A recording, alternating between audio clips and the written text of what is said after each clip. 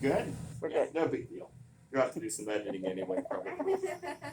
So yeah, so this normally it's a beige looking grease, a whitish beige. You just want to put a little dab on here once. So that's a different grease. Yes, yes. This is called silicone vacuum grease.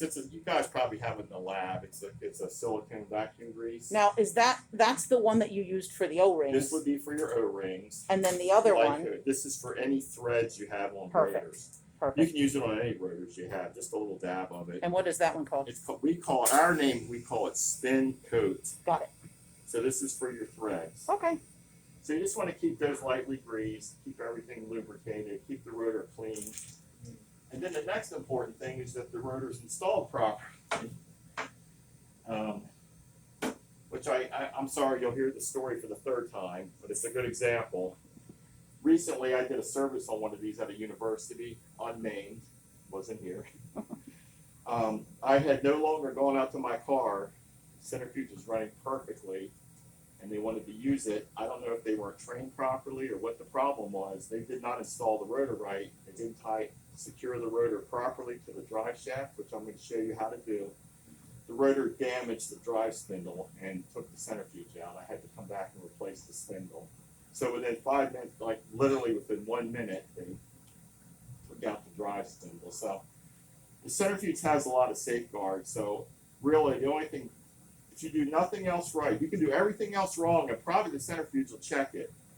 But if you don't tie the rotor down right, since it starts to accelerate, the lid can come off or the rotor can shake around on the drive spindle and mess it up. So let's go ahead and talk about installing the rotor. And then we'll go through the centrifuge. It's pretty easy.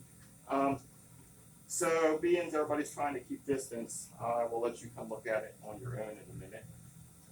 It has two things. There's like two pins. Yes, yeah, you can two see them pins, in yeah. the bottom. Inside. These are called the drive pin, rotor drive pins. Most I'm gonna rotors try and have get some it. kind of. Hang on. Got it. Okay. Thank you. And then if you look at the rotor, which I'll let you get a shot of, this is the drive hub. You'll notice it's got some crowns. We call these crowns right here. So when you install the rotor, you can install it either way.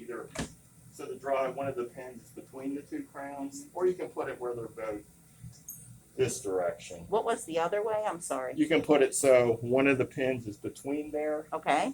or you can put it where they're this direction. Okay. Either way's fine. I didn't know you could put them in between. I always put it like. Yeah, that's okay. Yeah, because you just want to make sure that it's down, seated all the way. I want Alex to see how it's correctly placed. Yeah. So you can put it the pins. Okay, so you can put it where the one pin is between it.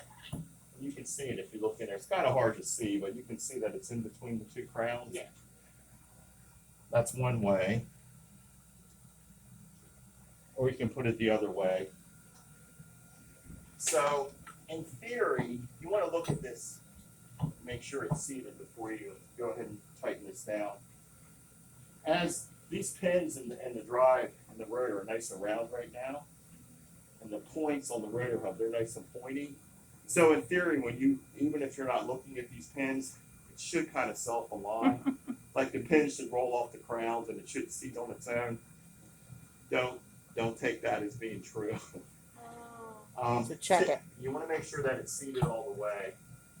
Yeah. Now, This is the second. You can look at the second way that it could be. this other configuration. Yeah, go ahead.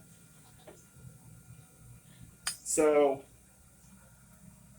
if the rotor is not seated all the way onto the drive hub, in theory, these threads should not reach the threads in the drive hub. So you might go to tighten it up in it. If it keeps turning, then lift the rotor up a little bit, and then you'll feel it lower itself the rest of the way onto the drive hub, and then it should only take a turn and a half or so. So if this doesn't tighten up, it's not seated completely. If you do these things, you'll be good. Okay. So once it's in place, it might take a couple turns, but you can tell, you'll feel the lid go down. And just snug it down. And the centrifuge rotates in the direction that you tighten, so it's not going to come off. So you don't have to go crazy. Just snug it down as it rotates. That's the direction. Chris, I was told that I have to try to pull it out. Is that true? Oh, Just to make sure that is Is that true? It doesn't hurt, but on this one, if the lid, if this tightens down okay through a couple turns, you can actually, it's up to you if you're comfortable with it. If you want to put the lid on and tighten it, you'll feel Oh, how. no, yeah. So if it feels like you're comfortable, see how you can feel it? Yeah, no, definitely I can feel it. And I then just, I was told, like, always. It's not a bad Check, idea, but I on don't this know if one, it- so if this wasn't tightened down, let's say, it's gonna be hard to do, but you can get this maybe where that, one of those pins might sit on. Now, these are all new. Sometimes I can get it to sit on top of it. With the bigger rotors, it's more of a problem because they're so big. But anyway, yeah, you can kind of tell. It doesn't hurt to do that. But in theory, like I said, if this lid does, if you don't get a couple turns on it, you can feel the lid pulling down in your hand. Okay. So that's, any questions about the rotor? So I told you about how to find the name of it, its max speed. And again, I'll show you the setup screen, it's real simple. So this centrifuge, the best thing to do if you're gonna do cold runs is come in ahead of time and cool the system down. So in order to do that, you'll come in, there's a power switch on the side, and just go ahead and turn it on. The best thing, while we're talking about turning the unit on and off, I would suggest that when you're not using it, turn the power off, open the lid, and keep it dry inside. Yeah, somebody was trying to use it. That's interesting, we'll leave that there for a minute. See that where it says R3? Mhm. I bet they don't have, if you do not put in the right rotor at setup, you'll get that. So let's see what they have. I don't know what they had in there. I'm not sure what they had. Should be a 20. You know, somebody's tried to use this or not. Well, we'll go back to it. So yeah, when you're not using the centrifuge, the best thing is to turn the power off and just keep moisture down. So anyway, let me clear this out. I think somebody has been using How did you this. clear it? Oh, I'm sorry. You hit the clear button. Okay. Anytime you get an error message, you'll get a clear. So you did see where the Yep. I saw. error messages come up. Mhm.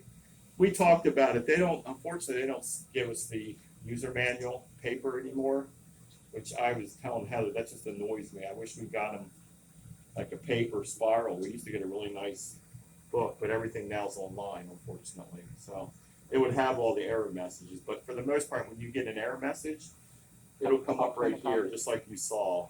Mhm. R3, that means rotor mismatch. And that's typically somebody started it with the wrong rotor type. Okay.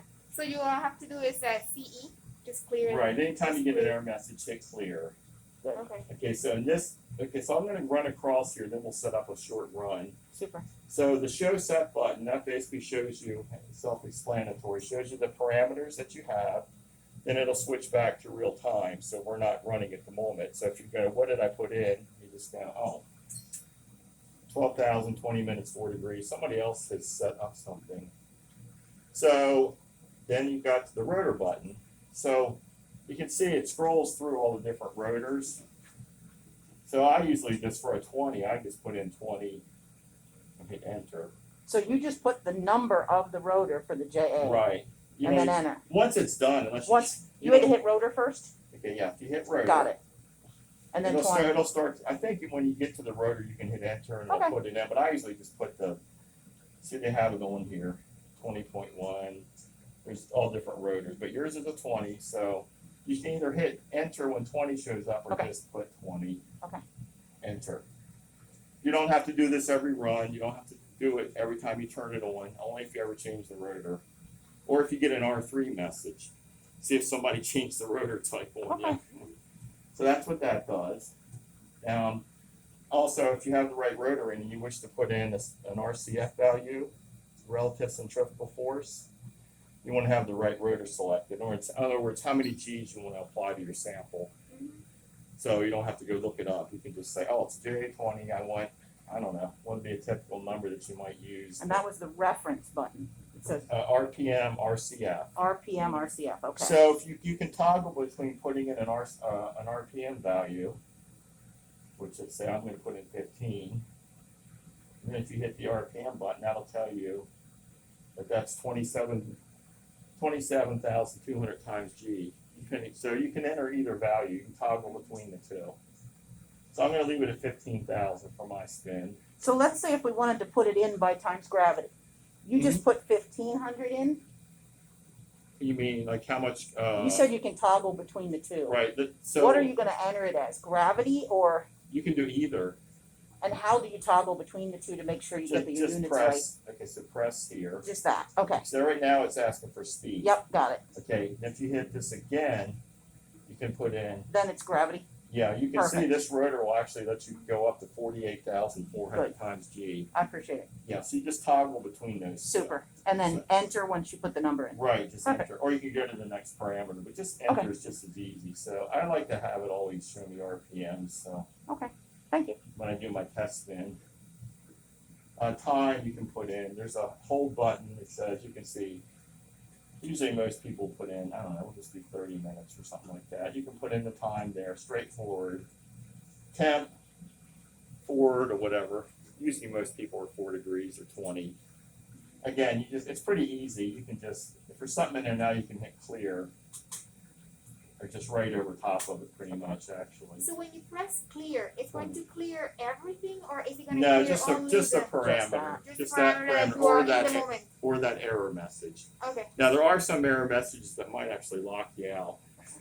If you have a certain drive message, it'll lock the door for X amount of time. Again, I wish I had the IFU to show you, but yeah, anytime you get an error message, you always want to try to clear it with the CE button. Okay. That's an important point. Turning it on and off is not going to clear it. It won't clear by turning the I power found that on and out off. because I've noticed that. Okay, Yeah, so that Cool. won't work. So temperature, let's leave it at 4 for a test spin. So I'm going to jump back just a little bit. So if you had the rotor sitting in here and you wanted to do a 4-degree run later and it was turned off, to get the chamber to cool down, you have to have the door shut, and then this has a door button right here. It's an automatic door.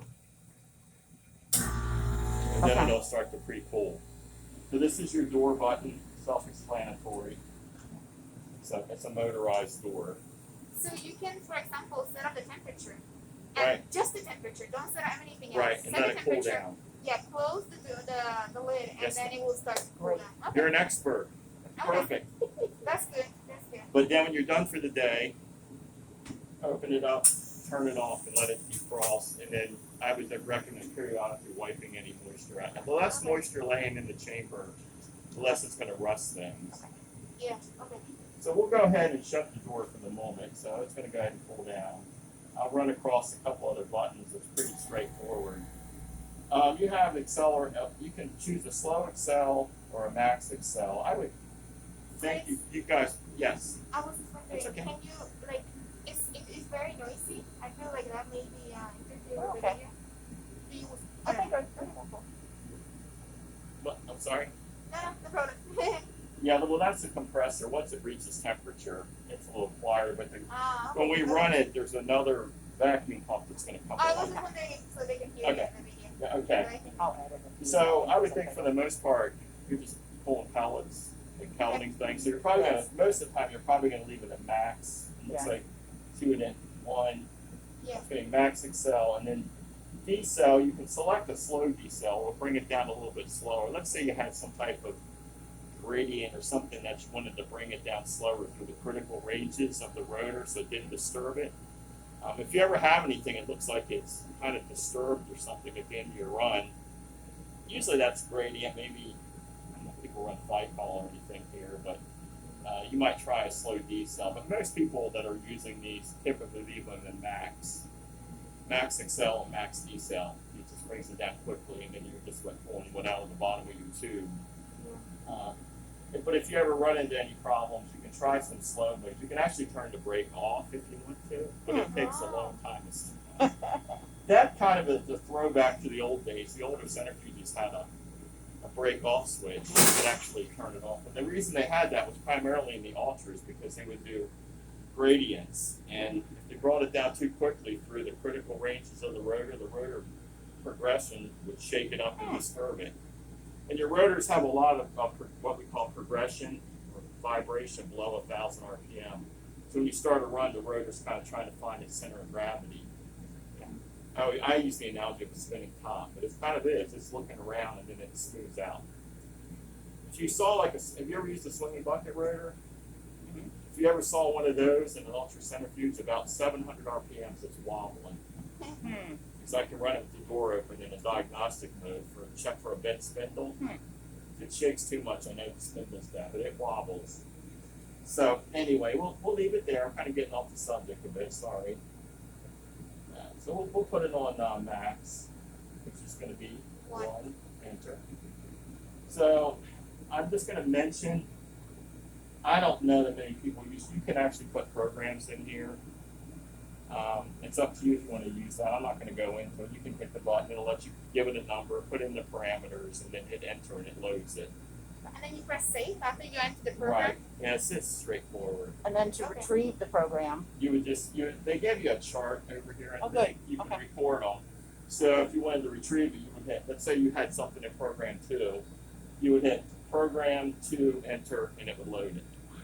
That's So- actually very useful. That's Well, nice. if you would like to use it, it's here. I'm not going to go through it. It's you guys use so many types of We should equipment. It's keep a log intuitive. of what each program is, so you don't Yeah, I reprogram think each there's a other's all the little- time.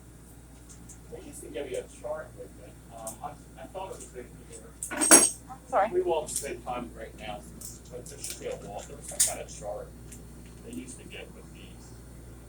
I'll take a look at it and see. But anyway, you can record it. They used to give you like a wall chart. I'm not sure where it is. I'll look around for it, see if it's here. So that's like most of everything. So once you have everything, the rotor's installed, balanced properly. I'm going to check to make sure it's secured because when we're talking, I never know if I forgot to tighten something down. So you can just hit enter once your parameters are entered. And your kits, if you want to see check your parameters before you start to run, you just hit show set. You always have to hit enter and then start. And then the vacuum pump's going to come on, the cooling system's going to come on, and it's going to go ahead and accelerate up to set speed. Once it gets up to a speed and the temperature's down, the cooling compressor will shut off. It'll be a little quieter, but there is a vacuum pump down here that runs all the time. That's normal. So that was enter and start. Enter, start. Got it, thank you. You'll notice 20 just popped up in the window there, so it does some internal checks. All I'm going to do is it's based on the value. If you put in the right rotor, and it does some internal checks that are based on the inertia of the rotor, and I'll just leave it at that. So if you have the wrong rotor type in, it's going to kick it out. That's when you might see R3, rotor mismatch. So just remember, if you ever see R3, check the rotor type. Somebody might have changed it. If it has the wrong rotor, would it say like a wrong rotor, but it won't stop, right? Like you have to stop it. R3 will stop it. Remember when we came in, it was showing an R. I can simulate that if you like. Oh no, it's fine. No, we're It's fine. fine. No, it'll stop on an R3 because it calls it a rotor mismatch. So you just won't be able to proceed, it just keeps giving you the. Just clear it and put in the right rotor Sure. type. Okay. Yeah, most of the error messages you might run into on these, I see that one the most, R3. Okay. That's usually because somebody accidentally changed the rotor type, or somebody in places where they have multiple rotors, somebody will take it out, somebody will put another one in, and they didn't change the rotor type. Yeah. So, that's the main things. There is a way to get in here. I guess I should show you how to get in here to open the door in an emergency procedure. Please. So I'm gonna let it stop, but one of the main things you would want to do, let's just say, how appropriate with the weather we're having today. Let's say you had some samples in here and their power went out, and you're like, I gotta get these samples out of here. Or maybe something happened to the centrifuge or the power line, but for whatever reason the centrifuge wasn't working and you needed your samples. So first thing you would want to do, you got to make sure the rotor's not spinning. Okay. Trust me, if the rotor's running fast enough and you try to open the door, it kind of creates kind of a vortex and kind of pulls down on it a little bit. But if you lift it up a little bit, you're going to go, oh no, we got to wait a couple more minutes. You don't want to fling the door open with the rotor still spinning. Okay, so normally this is your normal run. You would go ahead, wait for the door light to go out, lift up on the door, retrieve your sample. So I'm going to go ahead and relatch the door. This is where our power emergency process. Actually, usually we'll let people do it instead of me doing it, but I'm going to do it this time. So they give you this wrench with the centrifuge and a little Allen wrench. So there's two holes on the side. So you press in on this one. So you just pushed in, it didn't require any twist. You just push. So you're just Okay. pushing these little arms. Got it. And sometimes you have to do this one, but it came off on Okay. its own. There's a hole on either side. You'll notice this has some cables. Mhm. You can just let this panel hang. And then you'll take this wrench and you'll notice, again, you want to listen. If you don't hear any sounds, you can go ahead and, in the direction of the arrows.